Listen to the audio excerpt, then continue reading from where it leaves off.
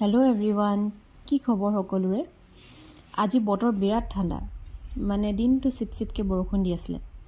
সেয়েহে ঘৰত সকলোৰে ডিমাণ্ড আছিলে বোলে আজি গধূলি চাহকাপৰ লগত কিবা স্পেচিয়েল খাব। পিছে এনেকুৱা ঠাণ্ডা বতৰত পকৰীতকৈ আৰু কি স্পেচিয়েল হ'ব পাৰে বাৰু?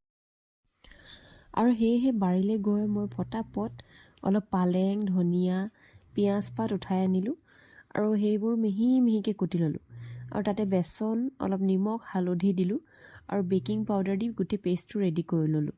আৰু মজা আছে জুইত বহি গ'লোঁ, কাৰণ ঠাণ্ডাৰ বতৰত জুইত বহি বহি বনায়ে ভাল লাগে নহয় জানো? জুই ফুৱাও হয় আৰু পকৰি বনোৱাও হৈ যাব।